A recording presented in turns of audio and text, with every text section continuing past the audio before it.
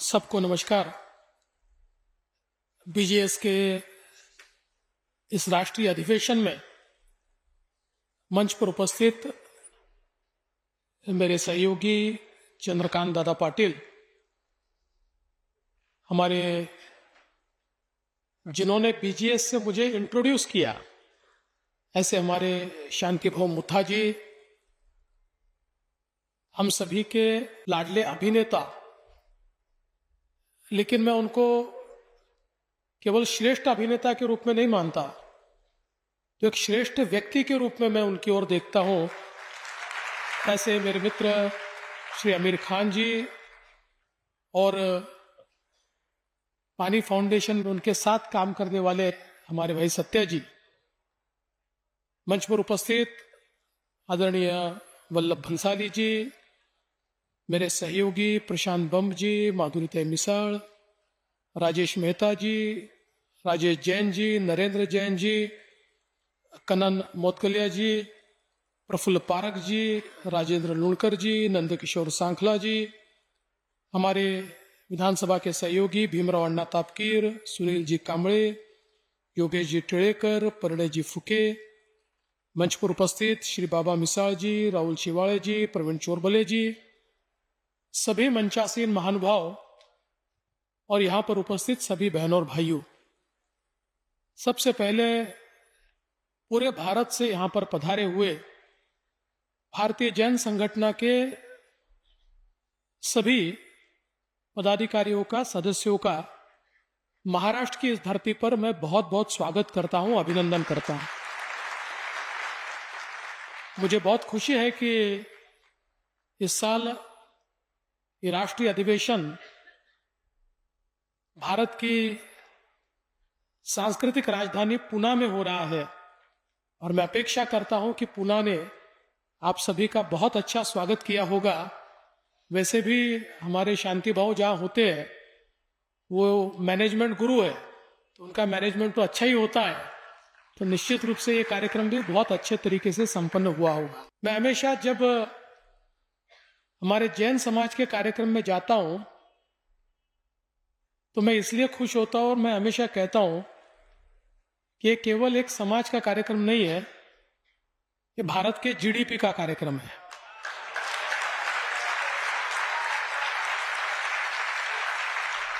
क्योंकि भारत के जीडीपी में जैन समाज की जो हिस्सेदारी है, मैं ऐसा मानता हूं कि 5 ट्रिलियन इकोनॉमी जो हमको तैयार करनी है, उसका रास्ता आपके ही माध्यम से जाता है।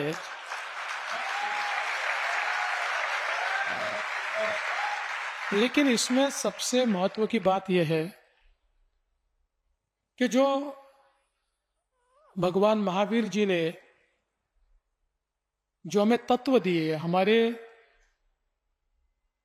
जो तीर्थंकरों ने हमको तत्व दिए, उन तत्वों में सिर्फ लेना नहीं है, उसमें लेने से ज्यादा देना है।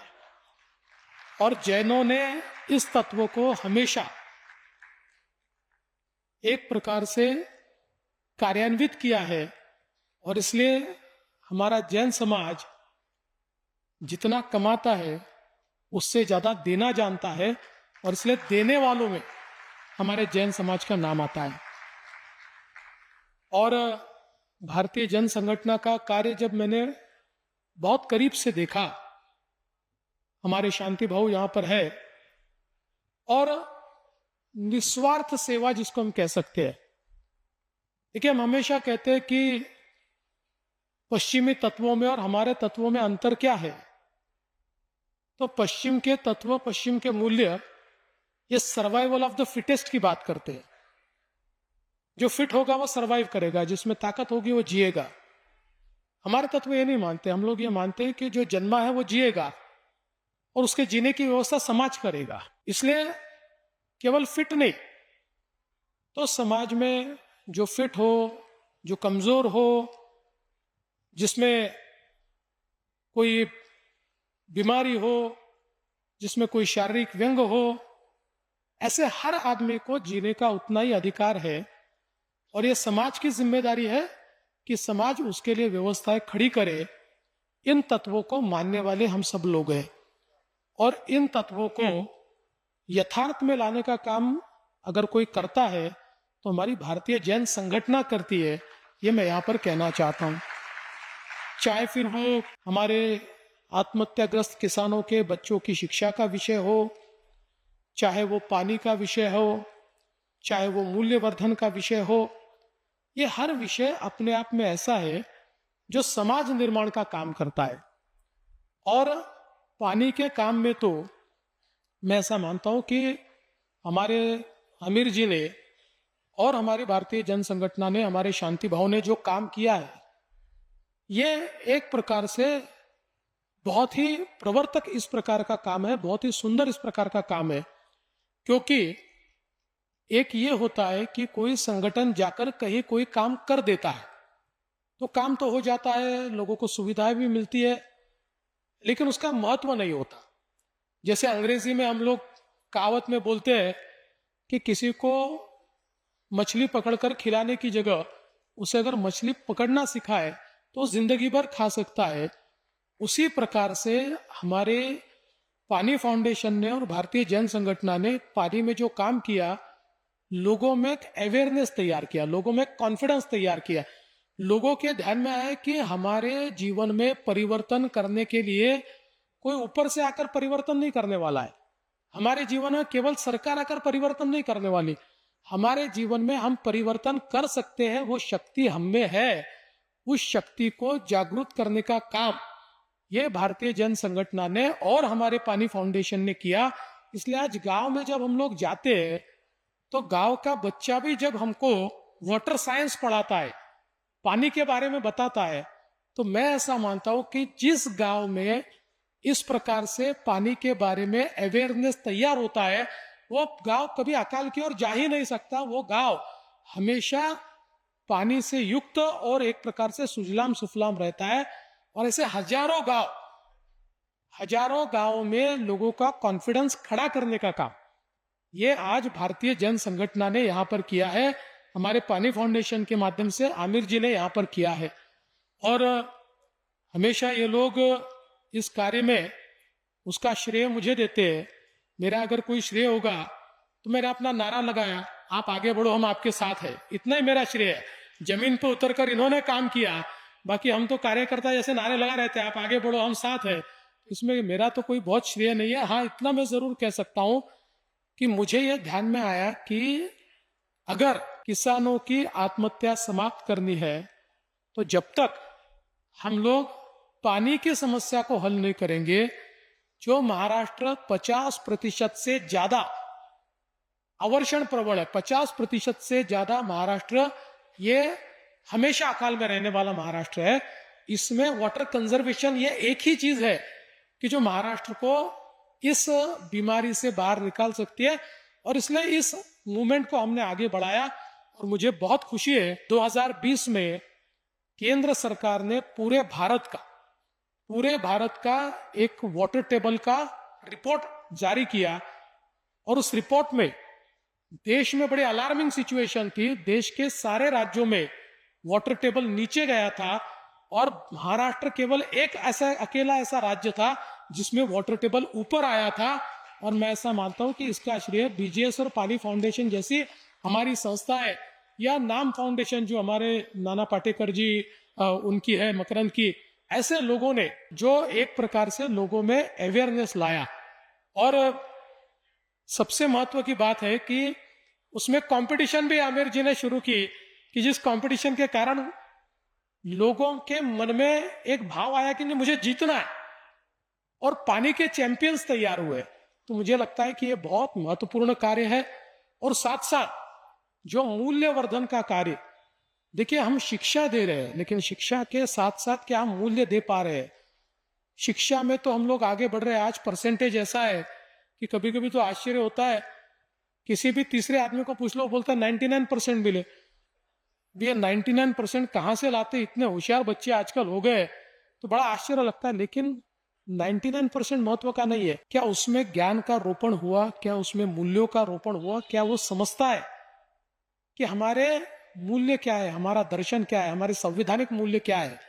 ये अगर नहीं समझता है तो 99% काम के नहीं है, क्योंकि हम फिर एक ऐसी आत्म केंद्रित पीढ़ी तैयार करेंगे जो केवल खुद का विचार करेगी, जो समाज का विचार नहीं करेगी, जो राष्ट्र का विचार नहीं करेगी।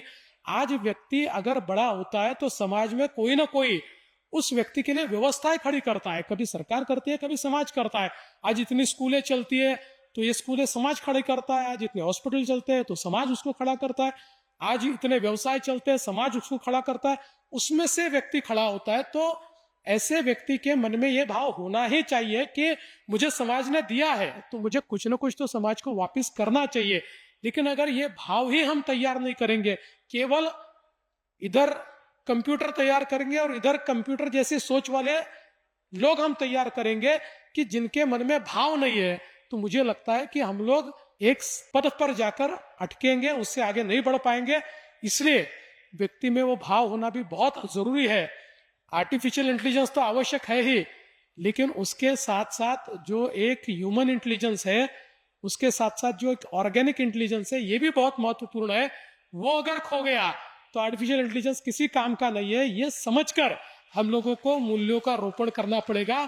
और मैं बहुत इस बात की सराहना करता हूं जिस प्रकार से शांति भवन ने और भारतीय जन संगठन ने महाराष्ट्र में मूल्य शिक्षण का सिलेबस तैयार किया, मूल्य शिक्षण के माध्यम से बच्चों में मूल्यों का रोपण किया। और इसका परिणाम हमने देखा कि हमारे महाराष्ट्र की, आप हम लोग तो जानते हैं, सरकारी स्कूलों से बच्चे बाहर जाते हैं, प्राइवेट स्कूलों में जाते हैं। सरकारी स्कूलों में लोगों को ऐसा लगता है कि यहाँ अच्छी पढ़ाई नहीं होती, लेकिन महाराष्ट्र इसमें अपवाद बना और प्राइवेट स्कूलों से लाखों बच्चे महाराष्ट्र के सरकारी स्कूलों में वापिस आए, क्योंकि माँ बाप के भी ध्यान में यह आया कि हमारे बच्चों को शिक्षा के साथ साथ यहाँ ज्ञान भी मिलता है, मूल्य भी मिलते हैं। और हमने एक बात निश्चित रूप से उसमें ये स्थापित की कि मूल्य कौन से होने चाहिए। तो हमारे शाश्वत मूल्य तो होने चाहिए, लेकिन उसके साथ साथ सबसे महत्वपूर्ण है हमारा संविधान। अगर हमारे संविधान के मूल्य अगर हमारे बच्चे समझेंगे तो शायद वो अच्छे नागरिक बन पाएंगे। इसलिए बचपन से ही संवैधानिक मूल्यों का रोपण ये बच्चों में करने का काम भारतीय जन संगठन के माध्यम से हुआ। और मैं ऐसा मानता हूं कि इस कार्य में शांति भवन ने और हमारी भारतीय जन संगठन की टीम ने जो काम किया है वो बहुत ही अनमोल है। और मुझे इस बात की खुशी है कि इस काम को देखने के बाद हमारी देश की सरकार ने भी शांति भवन को बुलाया और कहा भारतीय जन संगठन देश के राज्यों में इस काम को करे। और जो सिलेबस यहाँ तैयार हुआ था वो सिलेबस देश में भी गया और कई राज्यों में आज ये मूल्य शिक्षा का काम शुरू हुआ। तो मैं ऐसा मानता हूँ कि ये जो कार्य आप लोग यहाँ पर भारतीय जन संगठन के माध्यम से करते हैं ये बहुत महत्वपूर्ण है। जो कंट्रीब्यूशन हम लोग देते हैं ये बहुत महत्वपूर्ण है, क्योंकि देश की आने वाली पीढ़ियां, आने वाली हमारी नस्ल, उसको एक प्रकार से हम लोग देश की सेवा में, हमारे समाज की सेवा में प्रशिक्षित करने का काम कर रहे हैं। इसलिए भारतीय जन संगठन का मैं बहुत अभिनंदन करना चाहता हूं। और मुझे शांति भवन ने बताया इस कार्यक्रम में आना है, मैंने उनको उसी दिन कहा चाहे जो हो जाए, लेकिन मैं इस कार्यक्रम में जरूर आऊंगा, क्योंकि अच्छा काम करने वाले लोगों के बीच अगर हम नहीं जाएंगे। मैं तो हमेशा मेरे हर भाषण में चाणक्य का एक वाक्य कहता हूँ। चाणक्य सीरियल आई थी, उस सीरियल में चाणक्य ने एक बात कही थी। वो बात ऐसी थी कि इस राष्ट्र की जितनी दुर्दशा दुर्जनों की दुर्जनता से नहीं हुई, उतनी सज्जनों की निष्क्रियता से हुई है। इसलिए जहां जहां सज्जन शक्ति है वहां वहां जाकर सज्जन शक्ति को प्रोत्साहित करना, सज्जन शक्ति के पीछे खड़ा होना, यह हमारा फर्ज है। उस फर्ज को निभाने के लिए मैं यहाँ पर आया हूँ। आप इसी प्रकार से काम करते रहिए। आपके पीछे पूरी शक्ति के साथ, पूरी ताकत के साथ हम खड़े हैं और हम लोग नारा लगा रहे हैं। आप आगे बढ़िए, हम आपके साथ हैं। बहुत बहुत धन्यवाद। जय जिनेंद्र।